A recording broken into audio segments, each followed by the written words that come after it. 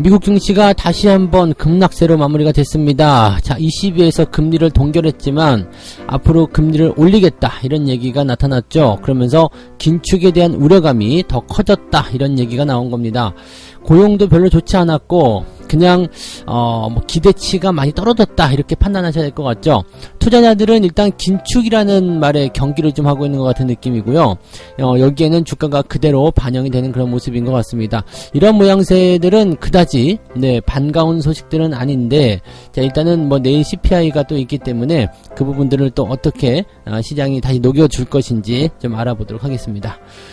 최근에 인천공항이 북적거린다는 얘기가 있습니다. 뭐 여러가지 그 규제도 조금 철회가 되고 활기를 다시 띨 것이다 이렇게 얘기가 나오고 있지만 여행주는 지금이 고점이다 라는 얘기로 같이 나오고 있습니다. 공항이 북적대는데 여행주가 고점이다, 이거 말이 잘 안 되잖아요. 근데 실질적으로 이제 여행주들의 주가가 그다지 좋은 흐름을 보이지 못하고 있다. 도대체 이거 왜 이러는 건지 한번 알아보도록 하겠고요. 리오프닝에 대한 수혜 때문에 백화점들의 실적이 크게 올랐다라는 얘기가 나오고 있습니다. 이거는 또 다른 이야기잖아요. 소비와 관련된 부분에서는 또 실적이 많이 증가세를 보이고 있는데, 방금 전에 말씀드렸던 대로 여행주는 고점인데 백화점은 이제부터 좋아진다? 이것도 사실 좀 말이 안 되죠. 그래서 리오프닝과 관련된 부분에서 이 여행주나 또는 백화점, 이 실적과 관련된 부분들 어떤 식으로 봐야 되는지 알아보도록 하겠습니다.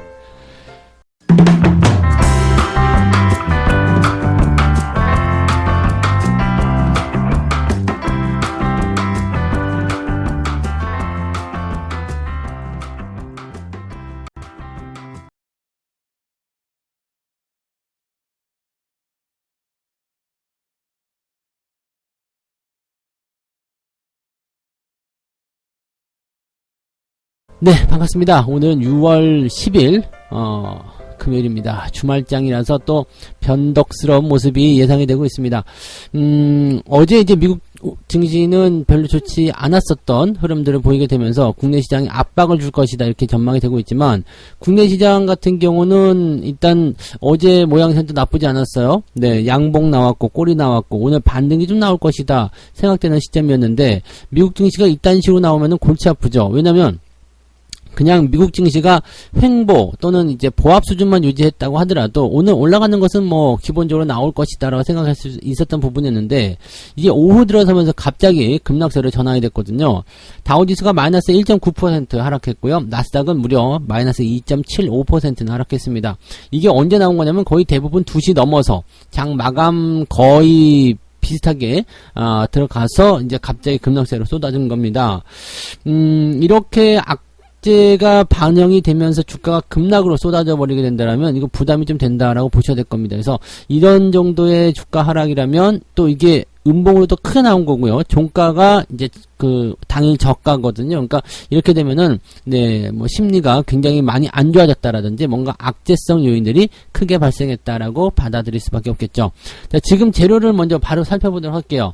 22에서 정책금리를 동결했습니다. 이거는 나쁜 소식은 아니잖아요. 금리 동결, 뭐 적당히 된 것 같은데 라고 되어 있고, 자, 그런데 자산 매입 프로그램을 7월 1일부로 종료하기로 했다. 이거는 이제 양적 완화에 대한 부분들을 이제 종료하겠다라는 얘기가 좀 되는 거죠. 이것도 뭐 계속 하고 있었던 거기 때문에 뭐 어느 정도 예상이 됐었던 부분이에요. 근데 이제 7월과 9월에 금리를 인상할 것이다라고 얘기하는 것이 약간 좀 부담이 된 것 같아요.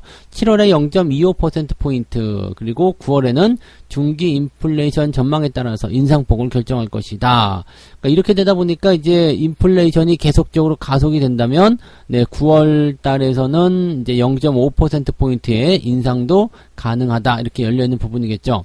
자, 지금 보면 이제 22의 주요 정책금리 중 하나인 예금금리가 현재 마이너스 0.5예요. 그래서 지금 현재 이제 7월과 9월에 0.25%포인트씩 금리 인상이 되면 이제는 마이너스가 아니다. 그러니까 지금 유럽 같은 경우는 예금금리가 마이너스라는 것은 돈을 맡기려면 보관료를 내라 이런 식이었는데, 이제는 그런 거 없다 이런 얘기가 되는 거죠. 그러면은 뭐 일단 마이너스 금리에서 이제 정상 금리로 돌아서게 된다, 플러스 금리로 돌아서게 된다. 요거 하나만으로도 실제로 이제 금리가 많이 올라가고 있다는 것에 대한 부담감은 좀 생길 수 있겠죠. 자, 지금 ECB가 11년 만에 처음으로 금리를 인상했다라는 것과 마이너스 금리를 벗어날 것을 예고하고 있다. 이렇게 되면 글로벌 긴축 우려가 강화됐다고 얘기하는데 11년 만에 처음으로 금리를 인상했다. 그만큼 이제 경기가 많이 살만해졌다는 얘기가 될 수 있겠죠. 이거는 인플레이션 때문이다라고도 볼 수 있겠지만 이제 유럽 상황을 여러분들 아실 거라 생각합니다. 리먼 사태 이후에 지금 유럽의 상황이 말이 아니었어요. 2009년도에 주가가 좀 올라갔다라고 하지만은 그 이후에 주가가 좀 올라간 시점에서도 이제 유럽 경제 전반적인 부분에서의 경제 지표들이 전부 다 불황 쪽으로 많이 들어가 있었거든요. 경제 지표가 박살이었죠. 그래서 그 당시에는 나왔었던 게 이제 유럽의 디폴트, 그리스, 포르투갈, 이탈리아, 이런 데들, 피그스 이런 얘기도 나왔었고, 영국의 브렉시트, 이런 거 나오면서 굉장히 몸살을 많이 겪었었거든요. 그런데 이게, 2000년대 바로 불과 몇 년 전이에요. 몇 년 전부터 이제, 경제 지표가 이제, 불황에서 호황으로 넘어가기 시작했죠. 즉 성장세를 보여주기 시작했다는 얘기입니다. 그런 상황이었는데 이렇게 된다라면은 당연하게도 금리를 올리는 게 당연한 거 아니겠습니까? 계속 경기가 안 좋아요. 뭔가 부담이 좀 돼요. 그렇게 상황에서 금리를 낮추는 거 당연한 얘기죠. 그래서 계속 마이너스 금리 유지하는 거 그래 이해할 수 있어요. 근데 지금처럼 이제 경기가 조금 더 그때와 대비해서 성장률이 상당히 높아졌단 말이에요. 그런 상태에서 예금 금리를 계속 마이너스로 두고 있겠다라는 것은 또 이것도 시대에 맞지 않거든요. 금리 당연히 올려야죠. 그러니까 이런 긴축은 어느 정도 이제 예정이 되었던 부분이고요. 이게 물가 인상에 대한 부분의 영향도 당연히 있겠지만 경기가 그만큼 많이 올라갔다는 것도 생각하셔야 됩니다. 그래서 경기가 좋아지고 있는 상태에서 금리를 계속적으로 놔두게 되면 안 된다라는 건데 지금 시장에서는 뭐만 보고 있죠? 인플레이션에 대한 부분, 여기에 대한 우려감 때문에 금리를 올린다라는 얘기만 하고 있는 거죠. 금리를 올릴 명분 중에 하나가 인플레이션인 거고, 이 인플레이션 때문에 금리를 올린다, 물가를 낮추기 위해서 금리를 올린다, 이것도 어떻게 보면은 맞는 얘기지만 또 다른 얘기죠. 시장에 돈을 회수하게 된다. 이것이 물가를 잡는 중요한 요소냐? 또 그렇지는 않거든요. 그러니까 물가를 잡는 요소들은 이렇게 긴축, 즉 시장에 풀린 유동성을 흡수하는 거 그런 방법도 있지만 물건 더 많이 풀면 돼요. 네, 물건을 더 많이 풀어서 이제 시장에다 풀어버리면 사람들이 이제 두 가지 방법이잖아요. 물건값이 오른다라면 물건이 많아지거나 아니면 돈이 적어지거나 그런 쪽으로 하면 되는 건데 지금 같은 상태로 본다라면 이제 금리를 인상시키기 위한 하나의 방법으로 인플레이션을 끌고 들어와서 이야기하고 있는 것 같다라고 볼 수가 있겠죠. 자, 어쨌건 이런 글로벌 긴축에 대한 부분들이 미국의 발목을 잡았다라고 얘기가 되고 있는 상황이에요. 자, 그럼 미국 상황은 좀 어땠을까요? 물가 지표에 주목을 하고 있다. 네, 일단 오늘 저녁이죠. 네, 오늘 저녁에 발표가 될 건데 이 CPI 지표는 이제 매달 지금은 아주 중요한 포인트가 좀 되고 있습니다. 왜냐하면 긴축의 속도 어느 정도까지 갈 것이냐. 자, 원래 금리를 인상시키긴 해야 됐지만 그 속도가 더 빨라질 것이냐 아니냐 이 부분에 대한 얘기입니다. 지금 9월까지 공격적으로 금리를 인상할 것이다 라는 전망이 나오고 있는 상황이긴 한데 이 소비자 물가 지표가 좀 높게 나오게 된다라면 이제 인플레이션 정점이 아니야, 우리는 금리를 더 공격적으로 올리렵니다, 이렇게 얘기가 되는 부분이 될 수가 있어요. 그래서 지금 예상치로 보게 되면은 이제 5월 CPI가 8.3% 정도 상승했을 것이다. 이거는 이제 지난달하고 같은 수준이잖아요. 그러니까 이 CPI가 더 많이 올라가지만 않는다라면 물가가 정점입니다라는 소식을 통해서 주가가 반등할 수 있는 상태도 만들어지게 됩니다. 이 금리가 인상되는 것이 나쁜 소식은 아니에요. 계속 말씀드리지만 금리 인상은 나쁜 게 아니거든요. 근데 이것이 너무 급격하게 이루어진다라는 것이 이제 나쁜 소식으로 작용이 된 거죠. 그러니까 이것이 급격하게 이루어질 수밖에 없는 이유는 원래 금리 인상을 했어야 되는 거에다가 플러스해서 물가 인상에 대한 부분들을 좀 안정시키기 위한 그 내용으로 플러스 알파가 되었다라고 되는 부분이니까 이 내용만 참고하시게 된다라면은 그것만 좀 덜어내더라도 부담감은 좀 줄어들 것이다가 되는 거겠죠. 그러니까 지금 현재 시점에서 이 CPI 지표만 좀 잘 발표가 돼서 물가가 정점을 찍은 것 같아 라고 얘기가 나오게 된다면 상당히 안정감 있는 시장 상황이 만들어질 수 있다, 이렇게 판단하실 수가 있겠죠. 자, 여기에다가 이제 미국의 실업 지표가 조금 불진하게 나타났다라고 되어 있습니다. 실업 수당 청구 건수가 27,000명 정도 증가해서 22만 명 정도 나왔다. 예상치는 21만 명 정도다. 근데 이거는 뭐 그다지 뭐 크게 문제될 건 아닌 것 같아요. 22만 명이면 아직 괜찮은 수준, 이게 평균적인 수준이죠. 그리고 이것도 마찬가지로 계속 한정없이 낮아질 수는 없어요. 그냥 뭐 올라갔다 내려갔다 하면서 어느 정도 평균점을 가지고서 등락을 거듭하는 거기 때문에 이것도 뭐 악재라고 볼 수 없는 내용인데, 시장이 그냥 뭐 기술주들에 대한 낙폭을 조금 더 만들어야 되겠다라는 느낌. 이게 기술적인 반등, 기술주들이 많이 하락하고 나서 기술적 반등 나오고 나서 다시 한번 이제 또 떨어뜨리는 그런 모습들, 이런 모양새들은 대체적으로요, 아직도 팔아먹지 않은, 아직도 떨어져 나가지 않은 그런 투자자들을 다 털어버리기 위한 그런 뭐 격한 몸짓, 이런 식으로 판단하시면 되거든요. 보통 바닥에서 변동성을 좀 크게 만들어요. 변곡점에서 변동성을 크게 만들기 때문에 남아있는 사람들에게 공포심을 또다시 주기 위한 그런 내용들이 아니었을까 생각합니다. 뭐 바로바로 이런 그 상황들이 그냥 주가에 반영되는 것은 아닙니다. 그래서 이번에 털어놓고 또 이제 지지부진하게 가다가 또 살짝 올려서 희망 줬다가 또 떨어뜨리고 막 이렇게 되면요, 사람들이 지쳐서 나가 떨어지게 되거든요. 국내 증시도 딱 보시면 아시잖아요. 이게 바닥권을 계속 유지하고 있는 상태이지만 올려줬다가 갑자기 또 떨어뜨렸다가 올려줬다가 떨어뜨렸다가 약간의 이제 희망적인 생각을 가지고 있다가 바로 또 때려버리니까 또 이제 사람들이 지쳐나가는 속도가 훨씬 더 빠르게 되는 거죠. 그리고 이제 B2라고 하죠. 이제 빚내서 투자하는 사람들은 이렇게 단기적으로 낙폭 변동성이 커지게 되면 거기서 또 이제 반대 매매로 털려나가는 그런 상황도 같이 만들어지게 되기도 하고요.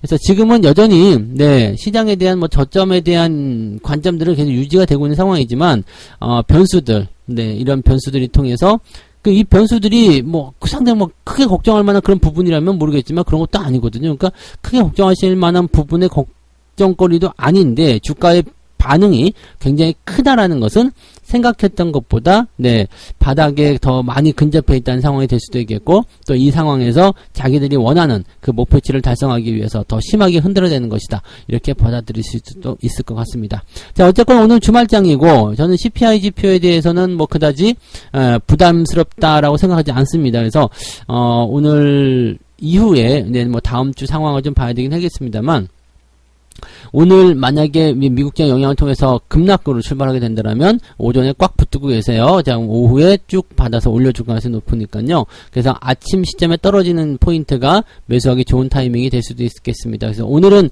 일단 하락 이후에 반등을 예상하는 그런 전략으로 가시는 것이 맞는 전략이라고 생각하시면 되겠습니다. 자, 두 번째 이야기 넘어가겠습니다. 인천공항은 북적이 있는데 여행주들은 지금이 고점입니까? 지금 마켓 포인트에 따르면 하나투어가 1.9% 내려서 뭐 7만원대, 그 다음에 모두투어도 또 하락해서 28,000원, 노랑봉선은 2.5% 내렸다, 뭐 등등등 여러가지 얘기 나오는데, 여행주들이 지난 4월, 거리두기 전면 해제, 이 부분에서 이제 정점을 찍고 하락세가 이어지고 있다라고 되어 있습니다. 지금 평균 등락률이 4월 초부터 시작해서 마이너스 14.8% 정도 이른다라고 되어 있는데, 4월달부터 5월달까지 주가가 계속 내리기도 했었어요. 그래서, 보통 이제 뭐 10% 이상 하락한 종목들도 뭐 한두 개가 아닐 거라 생각합니다. 뭐 전체적으로 시장 자체도 뭐 시장이 10%씩 내린 건 아닙니다만 그래도 뭐 종목별로 본다라면 그렇게 내리는 모양새들이 있었다라고 보시면 되겠죠. 이 변동폭에 대한 부분들은 일단 2월에서 3월 정도 평균 등락률이 플러스권을 유지했었던 거, 그리고 그것을 이제 이번에 4월부터 이번 5월 말까지 다시 반납한 그런 형태가 된 거죠. 하나투어 같은 경우는 24%나 올랐었어요. 2월에서 3월까지. 근데 요게 이제 다시 내려가게 되면서 이제 한 14% 정도 반납했다. 그러니까 올라간 부분에 비해서 내려간 것은 조금 덜하지 않냐, 뭐 이렇게 판단이 될 수 있습니다. 모두투어 같은 경우도 14.5% 정도 올랐었다가 12% 정도 반납을 한 거기 때문에 왜 이렇게 많이 내려요? 라는 질문이 조금 애매해요. 왜냐면 많이 올라간 것에 대한 부분의 반납이거든요. 근데 이 기대감을 가지고서 주가가 올라갈 때 매수하신 분들은 상당히 이 부분에 대해서 거부감을 좀 느낄 수 있는 상황이지 않겠는가 생각되긴 하겠습니다. 지금 보면 이제 거리두기 전면 해제에 대한 기대감이 이미 3월 말 주가에 반영된 것이 아니냐 이렇게 얘기가 나오고 있는 부분이고, 또 외국인과 기관이 지금 현재 여행주들을 외면하고 있다라고 되어 있는 부분이겠죠. 지금 근데 외국인들 입장에서는 하나투어를 순매수하는 부분이 있단 말이에요. 최근 2달간. 그래서 특별한 건 없는데, 다른 업체들 쪽에서는 지금 현재 이 외국이나 기관들은 들어오지 않고 개인들 매수만 들어오고 있다. 이런 게 이제 또 하나의 부담이다라고 되어 있습니다. 자, 지금 이제 지난 8월 정도 시점이었죠. 8일, 지난 8일이죠. 지난주가 아니고 이번 주 수요일이네요. 이야기는 지난주에 나왔던 것 같은데, 이번 주 8일, 인천공항이 이제 국제선 도착 편수 제한, 그러니까 모든 규제가 다 풀렸어요. 시간 제한, 그 다음에 도착 편수 제한, 이런 거 다 풀리면서 더 많은 항공기가 이제 유입되고, 이제 다시 나갈 수 있는 그런 상황이 좀 되었다라고 얘기가 됐는데, 이제 코로나 이전의 상황으로 완전히 이제 돌려놓은 부분이죠. 그래서 이제는 수요가 더 늘어날 수 있을 것이다라는 전망이 나오고 있습니다. 그런데 여기서도 이제 보면은 여행주들이 힘을 제대로 쓰지 못하고 있다는 것이 주가를 하락시키는 요인이다라고 되어 있습니다. 여행업은 여전히 전망은 어둡다라고 얘기가 나오는데, 아직까지도 인천공항에 북적북적 거린다라고 하지만 옛날의 영광을 찾지 못했죠. 지금 당장 보더라도 주변에서 해외여행 가겠다고 떠나는 사람들 없습니다. 있긴 있어요. 있긴 있는데 예전처럼 많지 않고요. 이번에 성수기가 와봐야지 알겠지만, 이번 여름 휴가들, 해외에서 보내겠다, 이런 사람도 많이 있긴 있어요. 그렇지만, 예전처럼 그냥 이 집 저 집 다 들고 나서 우리 해외 간다, 이런 거 별로 없죠. 그래서 아직까지는 조금, 관망세가 더 짙다라고 판단하실 수 있는 부분인 것 같고요. 온라인 여행사의 거센 확장도 투자 심리를 위축시킨 요인이다라고 되어 있는데, 온라인 같은 경우는 언제나 있었던 것 같아요. 그래서 이게 물론 이제 세를 확장했다라는 부분들이 요즘에 이제 리오프닝 이전에 이제 코로나 시대 시점에서 아무래도 온라인 상황에서의 어떤 매매가 훨씬 더 유리하다 보니까 그런 쪽으로 이제 세가 좀 확장되었다라고 되어 있지만, 여행은 다 똑같죠. 여행은 다 똑같고, 결국에는 이제 시장을 누가 더 많이 가지고 있느냐에 대한 부분입니다. 온라인 여행사라고 하지만 실질적으로 이런 하나투어나 모두투어도 온라인 여행 상품이 없는 거 아니잖아요. 그러니까 이런 쪽으로 봤을 때는 이거는 그다지 큰 문제점은 되지 않을 거라 생각합니다. 현재 상황에서 지금 증권사에서 목표 주가 계속 낮추고 있고 전망치를 부담스럽게 생각하고 있는 그 내용이 좀 있긴 있는데, 지금 여러분들 여기서 고민하실 것은 딱 한 가지예요. 좋아진다고 했는데 왜 안 좋아져요? 라고 생각하는 그 부분이잖아요. 여행주들이 계속 고점입니까? 라는 질문에 대해서는 아직 여러분들 살펴보세요. 여행 이제 막 풀렸어요. 거리두기 제한 풀렸고요. 이제 인천공항 규제가 풀렸어요. 그럼에도 불구하고 여행에 대한 수요가 크게 늘어나지 못하고 있다. 이 부분은 뭐예요? 아직까지 눈치 보고 있다는 이야기죠. 완전히 안정권에 들어서지 못했다는 얘기입니다. 그러니까 이건 뭐예요? 안정권에 들어서지 못했다는 것에 고점을 갖다 붙이면 안 된다는 이야기죠. 좋아진 적이 있었냐 이거죠. 전성기가 언제 왔었냐 이거지. 성수기가 왔었냐 이거죠. 이것도 아닌데 여기서 고점을 갖다 붙인다. 이거 좀 애매하지 않습니까? 그래서 어차피 앞으로 좋아져야 되는 부분들이고, 이제 여행에 대한 수요는 점차적으로 늘어나야 되는 내용이 될 텐데, 이것이 늘어나게 됐을 때 실적에 대한 전망은 이것보다 훨씬 더 뒤에 주가에 반영되기 시작한다. 물론 기대감을 가지고 올라가는 경우도 있겠습니다만, 직접적으로 눈으로 봐야 되는 그런 지표상의 부분들도 필요할 거예요. 실제로 실적이 좋아졌어 라는 것을 딱 들이밀어야지 좋아지고 있구나 라고 생각하는 부분들이 생길 수 있다는 얘기입니다. 그래서 그 내용들까지도 같이 살펴보셔야 됩니다. 그러니까 지금 여행주들은요, 그동안 올라간 것에 대한 약간의 어떤 주가 하락을 통한 주가 반납, 그런 정도는 있을 수 있겠습니다만, 이런 것들은 대체적으로 바닥에서 일어나는 변동성이라고 생각하시면 되는 거고, 여행주들은 고점이라고 얘기할 수 있는 부분이 없습니다. 언제 고점 상승하기도 했었냐 이 말이지. 20% 올랐다고 고점, 이거 말이 안 되잖아요. 그러니까 지금 현재 시점에서 고점을 논하기에는 너무너무 빠른 시기다라고 생각하시면 되겠습니다. 그래서 여행주들에 대한 고점 논란은 여러분들이 생각하지 않으셔도 될 것 같다 판단하시면 되겠습니다. 자, 하나 더 이어서 보죠. 리오프닝 본격화. 지금 이제 세 번째 이야기인데요. 백화점 실적은 성장세를 보이고 있다라고 얘기가 나오고 있습니다. 네. 사회적 거리두기 해제에 따라 리오프닝 효과가 나오기 시작했다. 그래서 백화점 실적 회복이 빠르게 이루어지고 있다. 자, 롯데쇼핑, 그 다음에 신세계, 현대백화점 등등등 주가가 계속적으로 상승세를 보이고 있고, 또 백화점 관련 주제 상승세가 이제 실적 회복이 이루어지면서 투자 심리가 회복되는 것에 있다라고 되어 있습니다. 지금 사회적 거리두기가 해제가 되면서 일상을 회복한 사람들의 소비가 큰 폭으로 늘었다라고 되어 있는데, 앞서서 얘기한 여행주하고 같이 비교해보세요. 여행은 아직, 네, 여기저기 대중화되기는 좀 어려운 상황이에요. 왜냐면 해외 쪽에서의 어떤 움직임도 그렇고, 아직 해외로 나간다는 거, 아직은 조금 생소한 부분이잖아요. 그 다음에 모든 수요가 다 회복되지 않았죠. 그러니까, 마음은 있지만, 조금 더 지켜볼래라고 하는 부분이 있는데, 그거하고 소비하고는 또 달라요. 우리가 백화점 소비를 한다거나, 또는 어디 어디서 쇼핑을 간다거나, 국내 여행을 간다거나, 등등등에 대한 내용들은 이 해외여행, 이 여행주들에 대한 움직임들하고 또 다르단 말이죠. 그러니까 요것이 폭발적으로 늘어나기 시작하겠다라는 거, 그러면서 이제 점점 소비의 규모가 커지게 되고, 안정적이네, 괜찮네 라고 판단이 된다라면 그때서야 또 다른 쪽에 이제 분위기들이 달라지기 시작한다는 얘기가 되는 겁니다. 그러니까 여행주들은 더 기다리셔야지라는 걸 꼭 기억하셔야 될 것 같고요. 그 다음에 이제 백화점 매출에 대한 부분들 보게 되면 5월에도 좀 늘어났다고 합니다. 4월에도 늘어났고 5월에도 늘어났고 이제 계속적으로 늘어난다라고 되어 있습니다. 지금 그 성장률 같은 경우가 전년 동기 대비해서 10% 이상 늘어나 있다라고 되어 있습니다. 이 정도면 뭐 괜찮지 않겠습니까? 이 정도 늘어났다 그러면은 네, 사람들이 점점점 마음을 열고 있다는 거, 소비를 늘려가고 있다는 얘기가 되는 거겠죠.